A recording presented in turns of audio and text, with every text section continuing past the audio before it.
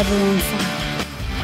ರೇಣುಕಾಸ್ವಾಮಿಯ ಕೊಲೆಯ ಪ್ರಕರಣ ಬಗೆದಷ್ಟು ಬಯಲಾಗ್ತಾ ಇದೆ. ಅನೇಕ ರೀತಿಯ ತಿರುವುಗಳು, ಒಂದಲ್ಲ ಒಂದು ರೀತಿಯ ಟ್ವಿಸ್ಟ್ಗಳು ಕಾಣ ಸಿಗ್ತಾ ಇದ್ದಾರೆ. ಚಿತ್ರದುರ್ಗದ ರೇಣುಕಾಸ್ವಾಮಿಯ ಕೊಲೆ ಪ್ರಕರಣದಲ್ಲಿ ಈಗ ಸಿಗ್ತಾ ಇರುವಂಥ ಟ್ವಿಸ್ಟ್ ಏನು ಅಂತ ಹೇಳಿದ್ರೆ, ನಾವು ಇಲ್ಲಿವರೆಗೂ ಅಂದ್ಕೊಂಡಿದ್ದೇನು, ಶೆಡ್ನಲ್ಲಿ ರೇಣುಕಾಸ್ವಾಮಿ ಕೊಲೆ ಆಗ್ತಾನೆ, ಚಿತ್ರದುರ್ಗದಿಂದ ಬಂದಂಥ ಕ್ಯಾಬ್ ಚಾಲಕ ಮತ್ತು ಇನ್ನಿತರರು ಸೇರಿಕೊಂಡು ಹಣವನ್ನು ಸಾಗಾಟ ಮಾಡ್ತಾರೆ ಅಥವಾ ಶವವನ್ನು ಸಾಗಾಟ ಮಾಡ್ತಾರೆ ಅಂತ. ಬಟ್ ಇಲ್ಲಿ ಒಂದು ಟೀಮ್ ಅಲ್ಲ, ಎರಡೆರಡು ಟೀಮ್ನಿಂದ ರೇಣುಕಾಸ್ವಾಮಿಯ ಮೃತದೇಹ ಸಾಗಾಟ ಆಗಿದೆ ಅನ್ನೋದು ಗೊತ್ತಾಗ್ತಾ ಇದೆ. ರವಿ ಆ್ಯಂಡ್ ವಿನಯ್ ಈ ಟೀಮ್ನಿಂದ ರೇಣುಕಾಸ್ವಾಮಿಯ ಶವ ಸಾಗಾಟ ಆಗಿದೆ, ಶೆಡ್ನಿಂದ ಸುಮನಹಳ್ಳಿಯ ಮೋರಿವರೆಗೂ. ಪೊಲೀಸರ ತನಿಖೆ ವೇಳೆ ಸ್ಫೋಟಕ ರಹಸ್ಯ ಬಯಲಾಗಿದೆ. ಎರಡು ಟೀಮ್ಗಳಲ್ಲಿ ಕೆಲಸ ಮಾಡಿದೆ. ನೋಡಿ ಹೆಂಗಿದೆ ಅಂತ ಹೇಳಿದರೆ, ರೇಣುಕಾಸ್ವಾಮಿಯ ಶವ ಎಸೆಯಲು ಹೊರಟಿದ್ದು ಎರಡು ಟೀಮ್, ಸ್ಕಾರ್ಪಿಯೋ ಕಾರ್ನಲ್ಲಿ ರವಿ ಮತ್ತು ಟೀಮ್ನಿಂದ ಶವ ಸಾಗಾಟ ಆಗಿದೆ. ರೇಣುಕಾಸ್ವಾಮಿ ಶವವಿದ್ದಂಥ ಸ್ಕಾರ್ಪಿಯೋ ಕಾರು ಡ್ರೈವ್ ಮಾಡಿದ್ದು ರವಿ. ಕಾರ್ತಿಕ್, ನಿಖಿಲ್, ರಾಘವೇಂದ್ರ ಸುಮನಹಳ್ಳಿಯ ಬಳಿ ಶವ ಡಂಪ್ ಮಾಡಿದ್ರು. ರವಿ ಟೀಮ್ನ ರೆಡ್ ಕಲರ್ ಜೀಪ್ನಲ್ಲಿ ವಿನಯ್, ಪ್ರದೋಷ್, ನಾಗರಾಜ್ ಫಾಲೋ ಮಾಡಿದ್ರು. ಸುಮನಹಳ್ಳಿಯ ಮೋರಿಯಾ ಸರ್ವಿಸ್ ರಸ್ತೆಯಲ್ಲಿ ವಿನಯ್ ಮತ್ತು ಟೀಮ್ ವಾಚ್ ಆಯಿತು.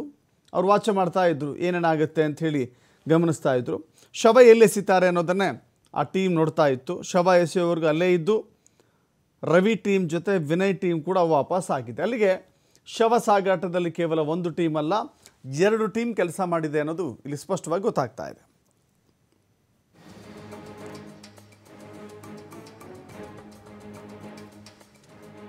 ರೇಣುಕಾಸ್ವಾಮಿಯನ್ನು ಚಿತ್ರದುರ್ಗದಿಂದ ಶೆಡ್ಗೆ ಕರೆಸಿಕೊಂಡು ಆನಂತರದಲ್ಲಿ ಆತನ ಮೇಲೆ ಮನಸೋಚ್ಚೆ ಹಲ್ಲೆ ಮಾಡಿದ ಮೇಲೆ ಜೊತೆಗೆ ಕೊಡಬಾರದ ಚಿತ್ರಹಿಂಸೆ ಕೊಟ್ಬಿಟ್ಟಿದ್ದಾರಂತೆ. ಕೊಡಬಾರದ ಚಿತ್ರಹಿಂಸೆ ಕೊಟ್ಟಿದ್ದಾರೆ.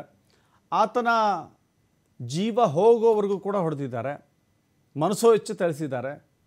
ಸೊ ಹೀಗಾಗಿ ಆತನ ಜೀವ ತಡೆದಿಲ್ಲ, ಆತ ಸಾವನ್ನಪ್ಪಿದ್ದ ರೇಣುಕಾಸ್ವಾಮಿ. ಆನಂತರದಲ್ಲಿ ಆತನ ಶವವನ್ನು ಸಾಗಾಟ ಮಾಡಲಿಕ್ಕೆ ರವಿಗೆ ಹೇಳ್ತಾ ಇದ್ದರು.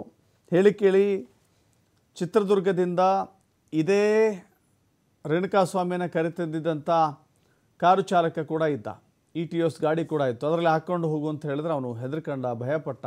ಆನಂತರದಲ್ಲಿ ಬೇಡ ಬಿಡು, ಈ ಗಾಡಿ ಬೇಡ, ಇನ್ನೊಂದು ಗಾಡಿ ನೀನು ಡ್ರೈವ್ ಮಾಡು ಅಂತ ಹೇಳಿ ಇನ್ನೊಂದು ಗಾಡಿಗೆ ಶವವನ್ನು ಶಿಫ್ಟ್ ಮಾಡ್ತಾರೆ. ಹೇಗೆ ಅಂತ ಹೇಳಿದ್ರೆ, ಹಿಂದೆ ಫಾಲೋ ಮಾಡ್ತಾ ಹೋಗ್ತಾ ಇದ್ದ ಒಂದು ಟೀಮ್ ಆದರೆ ಮೊದಲು ಯಾರಿದ್ದಾರೆ, ಅಲ್ಲಿ ಯಾರ್ಯಾರು ಓಡಾಟ ಇದೆ, ಪೊಲೀಸರು ಬರ್ತಾರಾ, ಶವವನ್ನು ಎಸಿಬೇಕಾದ್ರೆ ನಾವು ಸಿಗಾಕೊಂಡ್ಬಿಡ್ತೀವ, ಶವ ಎಸೆಯುವಾಗ ಎಚ್ಚರಿಕೆ ವಹಿಸಬೇಕಾ, ಹೀಗೆ ಎಲ್ಲ ರೀತಿಯ ವಾಚ್ ಮಾಡಿಕೊಂಡು ಒಂದು ಟೀಮಲ್ಲಿ ಮೊದಲೇ ಹೋಗಿ ಒಂದು ವಾಚ್ ಮಾಡ್ತಾ ಇತ್ತು, ಇನ್ನೊಂದು ಫಾಲೋ ಮಾಡ್ತಾ ಇತ್ತು. ಆನಂತರ ಅಲ್ಲಿ ಹೋಗಿ ಡಂಪ್ ಮಾಡುವ ವೇಳೆಯೂ ಕೂಡ ಕಾರ್ತಿಕ್, ನಿಖಿಲ್, ರಾಘವೇಂದ್ರ ಎಲ್ಲರೂ ಕೂಡ ಇದ್ದರು. ಹೀಗಾಗಿ ಫಾಲೋ ಮಾಡುವ ಟೀಮ್ನಲ್ಲಿ ವಿನಯ್, ಪ್ರದೋಷ್, ನಾಗರಾಜ್ ಇದ್ದರು. ಸೊ ಇವೆಲ್ಲವೂ ಕೂಡ ನೋಡ್ತಾ ಇದ್ದರೆ ಎರಡು ಟೀಮ್ ಇಲ್ಲಿ ಕೆಲಸ ಮಾಡಿದೆ.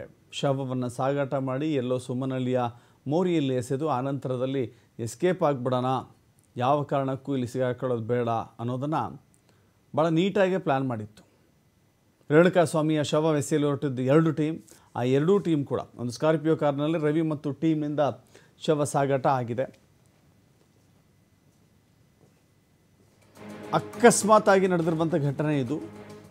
ಆದರೆ ಇದೆಲ್ಲವೂ ಕೂಡ ಅಂದುಕೊಂಡಂಥ ಪ್ಲ್ಯಾನ್ ಪ್ರಕಾರ ಆತನ ಕಿಡ್ನ್ಯಾಪ್ ಆಗಿದೆ, ಆತನಿಗೆ ಥಳಿಸಿದ್ರು. ಆದರೆ ಆತ ಸಾಯ್ತಾನೆ ಅನ್ನೋದು ಯಾರಿಗೂ ಕೂಡ ಅಂದಾಜಿರಲಿಲ್ಲ ಅಂತ ಅನ್ಸುತ್ತೆ. ಸೊ ಇದೀಗ ಶವ ಸಾಗಾಟದಲ್ಲೂ ಕೂಡ ಒಂದು ಪ್ಲ್ಯಾನನ್ನು ಮಾಡಿಕೊಂಡು ಎಸ್ಕೇಪ್ ಆಗಲಿಕ್ಕೆ ಬಹಳ ದೊಡ್ಡ ಪ್ರಯತ್ನ ಮಾಡಿದ್ರಾದರೂ ಪ್ರಯೋಜನವಾಗಿಲ್ಲ.